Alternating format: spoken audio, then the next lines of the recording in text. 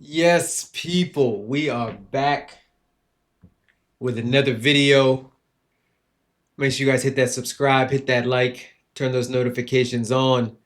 But yo, people, things are happening at Chelsea Football Club. First things first, the formal announcement of the Morgan Rogers signing today. If you haven't checked it out, check out the little 30-second, 40-second clip that Chelsea put together. Um, and just shared it on social media moments ago. Um, some interesting words in there by our newest attacking midfielder, Morgan Rogers, biggest club in London, excited to join the project. Cold video. Kind of going back to the old school days of announcing players and things like that. But yeah, Morgan Rogers joins. Um, most of us have him sort of slotted into that left attacking mid role if we play like a 3-4-3 or something like that. Um, First game, preseason game that they had behind closed doors, the report said that we were running like a 4-2-3-1. So maybe he can play, come off the left too. Um, Maybe get like a little come central, get a little bit like a overlap on that side with one of our left backs, maybe Hato, maybe Lewis Hall. Who knows? Who knows? But Morgan Rogers announced. Be interesting to see what number he takes. 27 at Villa.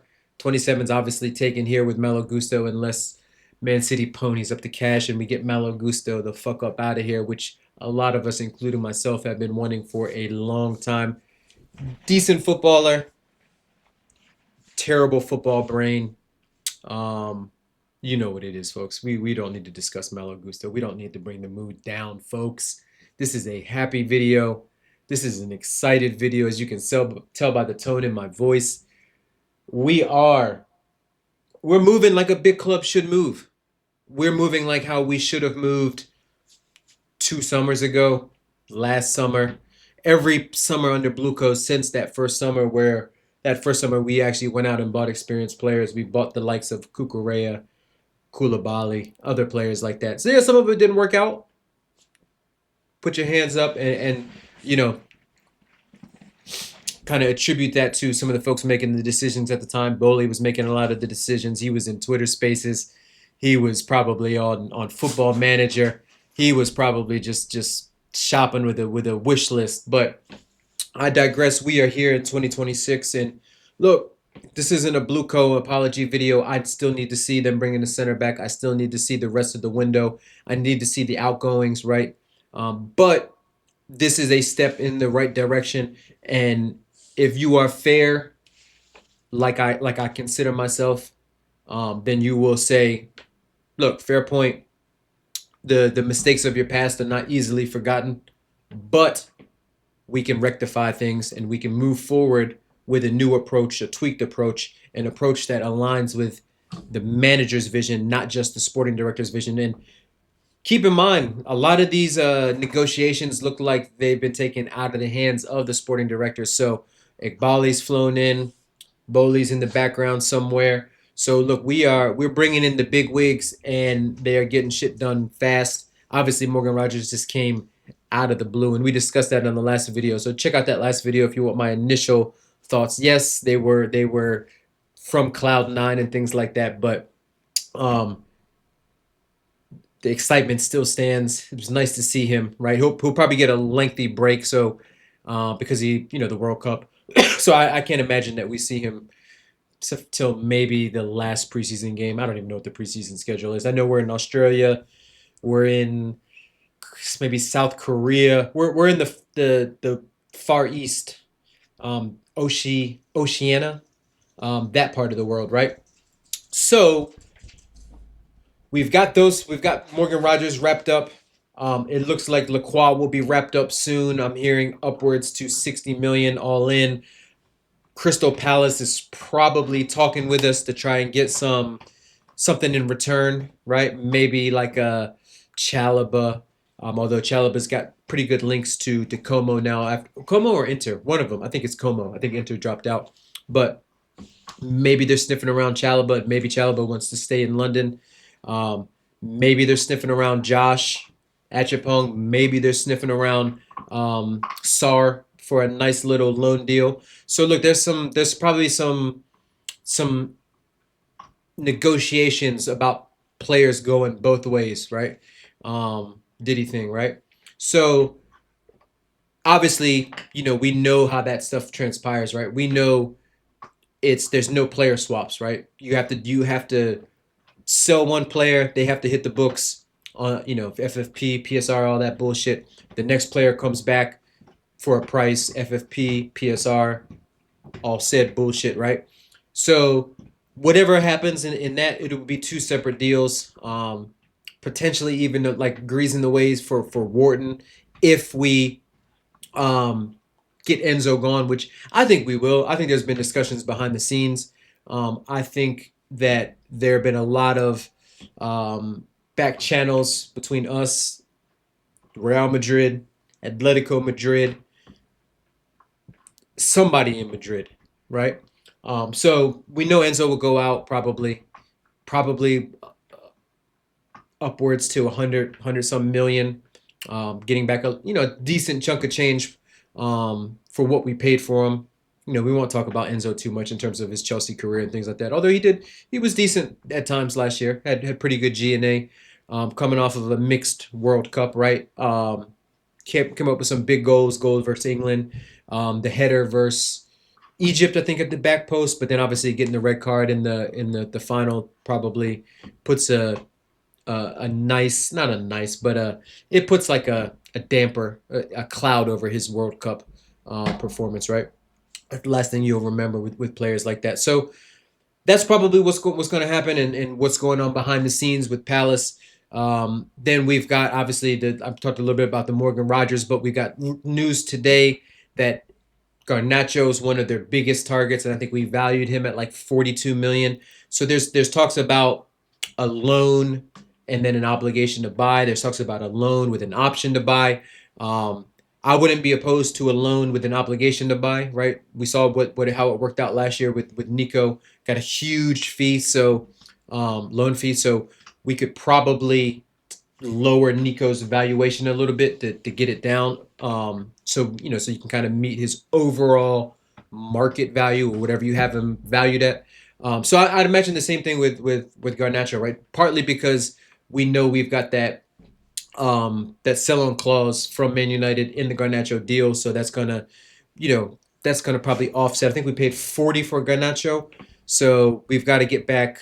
From what I've read, was 42, and that's an amortized rate and things like that. How much is left on his contract? He's not on big wages, so him moving in this to Villa won't personal terms won't be too much of an issue. Could have been an issue with Roma, right? We saw the Roma links, and that was his preferred destination a few days ago, but obviously it looks like some things have changed. Roma just got beat back for Somerville, who just took the big money move to Saudi. So we knew that they were interested in both Somerville and Garnacho. So maybe Roma comes in a little bit more aggressive for Garnacho. But we know how those Italian clubs move, man. They ain't got no money. They ain't got no bread. Especially not for the likes of a Garnacho and things like that. If they're gonna spend big, they'll probably spend bigger and better. Which I don't blame them, right? We know what Garnacho is about. Long line of cons, not too many pros and things like that. So hopefully we see Garnacho moving somewhat soon. We get a here we go somewhat soon. I think we will. I think the way that it's starting to pick up pace, I think it's going to happen before that Morgan Rogers money hits that Villa account. Some of it will be coming back, and who knows what's going to happen with Nico too, right? Nico's got a good history with Unai back there in Villarreal. Villarreal was Nico's first like major professional club. Gave him his start, so he's familiar with the player. So I think a lot of times in these transfer windows, when managers move around or they ultimately end up at a spot, you get a lot of lazy journalism and links. Right? We've seen that um, with Alonso being linked to Grimaldo, and even though Grimaldo was pretty much set to go to Atletico, even a little bit with the Xhaka, right? Even though we did put in a bid for Xhaka, there's always a little bit of, all right, let's link this former player to one of their managers that they've had in their history, especially if they accomplish something which Xhaka did. But yeah, Nico, if we can get upwards to 60, 65 for Nico, plus that 17-ish loan fee that we had last year, that's a lovely return on him. I mean, ideally, if you told me gun to the head, who would you rather have as your current options backing up Jao Pedro as the nine between Nico, Delap, Omega, Gui? I would definitely say Nico without any hesitation. But the price that you can command for Nico might make you reconsider the priorities there. Although I'll be honest with you, I'd be okay with selling Nico. I'd be thrilled with selling Delap. I think Newcastle could make a nice little bid for him if they decide to move on from Voltemata and Voltemata goes back to Germany. They got a Sula who's is not a bad player, a little inconsistent, right? A little inconsistent in front of goal, but um, Delap just seems like a Newcastle type player, right? Just rugged, physical. They'll love him up there in the Northeast. So we'll see what transpires with Villa, but I expect to see at least one here we go by the end of the week. Hopefully before tomorrow's boardroom setting. So folks, if you rock with me, you rock with my boy JM, Matchday Shells, KJ, right? Just check out the boardrooms, good vibes. We don't take it too serious. We just have good discussions. And this tomorrow is going to be lit because we got a lot of business between Chelsea and Villa. A lot of things going on in general. But getting back a little bit to the transfers, right? We've still got Disasi to move. We've still got Badia Shield. Newcastle again was sniffing around Badia Shield. We've got I think Disasi we've quoted like 20 million euros is what we want. Not sure about Badia Shield. Probably a little bit higher since he's a little bit younger. But the injury history is a big concern with him. Never mind just the lack of athleticism and the kind of lack of concentration that you get with Badia Shield in general. But big things going on. A lot of excitement over there at Stamford Bridge, over at Southwest Six. And I look, I haven't felt positive like this since after the Club World Cup and Jao Pedro sort of hit the ground running, and we got like a little bit of a false pretense from the lap at the time. But despite the outgoing, like I wasn't too happy about Santos leaving, especially not for that price. I think we can definitely replace him. And there were links this morning to Bruno G from Newcastle. So who knows if those are serious, right? Are we shopping off of Arsenal's Christmas list? We did that again. We did that with Mudryk. Didn't work out for us. But we got Morgan Rogers over the line, even though he was their number one target, and we sort of just swooped in. So look, we got the cash. People said we were broke. People said we were sell to buy. But obviously we have the cash, right? We got this Cucurella sale. We had the money from Maresca, and then Tyreek George and a few other sales. So look, we can raise cash with the best of them, right? Like there's not a club in the country that can sell better than Chelsea Football Club. But the big one really is Enzo, right? I think Enzo dictates how we move the rest of the window. If we get rid of Enzo, that means Enzo's gone. That means Santos is gone. So that's two midfielders down.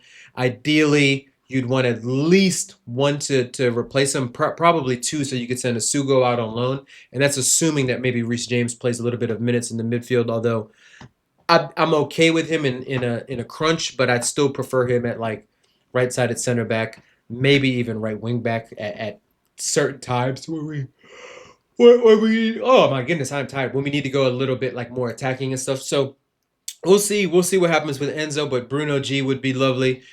We did apparently put in a bid, I think 62 or 64 million. That was immediately rejected by Bournemouth for Alex Scott. Good player, very good feet, very good technically. I know he's coming off of ACL a few years ago, and he's sort of had a meteoric rise. And Bournemouth will be looking to hold on to the likes of him, hold on to the likes of Krupi Jr. and things like that. But I'd wanna say if an offer comes in that they can't refuse, Bournemouth will sell, right? We know Bournemouth's a selling club. We know that that's a lot of money for a club like Bournemouth, especially what probably minuscule investment that they made on Alex Scott, but I'm not. I like Alex Scott as a player. I don't know if he's the profile I would want next to Caicedo. I think he's more of a box to box in a midfield three. He's got good ball carrying ability, very technical, but in the double pivot, does he have the defensive capability? Does he have that sort of sense to be positionally aware? One goes, one stays. Um, if you do bring him in, does that mean does Caicedo's the sitter who's going to pick up the ball off the back line and sort of dictate the tempo in the play? I don't mind Caicedo doing that. He's proven that he can do that and he can do it at a pretty good level. But I still like Caicedo in that box to box sort of uh, Ecuador role where he's a little bit further forward. Like we know he's got a shot on him. We know he can pick a pass, especially those chip lofted balls over the top. So it's interesting, right? Like it's interesting, but we're definitely in the market for a midfielder. If that wasn't made evidently clear by our lowball bid for Xhaka, it's further exasperated today by the news that we did put in a bid and it was rejected for Alex Scott. So whether or not we're trying to raise that Alex Scott price, whether or not we're trying to raise that Bruno G price, whether or not we could even get Bruno G, right? Does he want to come to a club with no Champions League football, even though Arsenal are sort of sniffing about? How serious are Arsenal? I know Arsenal fans are doing the copium thing when it comes to Rodgers, and I get it. The price is very high, and I'll never say that Morgan Rodgers is a 117 million pound player, but the market is absolutely crazy right now. So is Arsenal going to go up to 80 because Newcastle wants like Tonali-esque money? Are they going to go up to 75, 80 million for a player that is 28 going into 29? So and we know like Bruno's I'm not too concerned with Bruno's age because he's not a player that relies so much on athleticism. Um, I would love to bring his level of shithousery and just his overall midfield game to a club like Chelsea Football. He's a leader. He's feisty. So one thing you definitely lose if you get rid of Enzo is Enzo plays with the chip on his shoulder. He's got that Argentinian douchebaggery DNA inside of him. Pause. But if you could replace that with a better midfielder in Bruno G, yeah, absolutely bring me. He's got a good long shot on him. He can pop up with a goal here and there. Can pick a pass. Good under pressure. Still covers good ground. Good in his duels. Like we know what kind of player Bruno G is. As shitty as Brazil was, their midfield issues weren't down to Bruno G. It was some of the dinosaurs they paired him with, Fabinho's, Casemiro's, and folks like that. So Santos should have been on that plane. Should have been playing. Um, Ederson probably should have even got more minutes just for the legs and things like that, so they don't get overrun. But folks, it's a lot of stuff going on. Daily updates. Like I know when I wake up tomorrow, I roll over. First thing I'm gonna do, check Ornstein, check Fab, check the group chats, see what kind of business, what kind of fuckery I'm gonna wake up to tomorrow. But folks, it's looking promising. It's looking promising for the first time in a few windows, right? A few windows. Like we always have a few splashes and things like that of players that kind of come unexpected. Neto was an unexpected get. Hopefully those rumors about Liverpool or Spurs being interested in them are have some weight behind them. Would love to get back at least 40 to 50, maybe even more for Neto, right? He probably would do well at Liverpool, to be honest with you. Areola kick and run system, just let him run up and down the wings, sending crosses and stuff like that, use his pace. But a lot of things going on, folks. Make sure you guys hit that like, make sure you hit that subscribe, turn those notifications on, and we'll see you at the next one. Peace.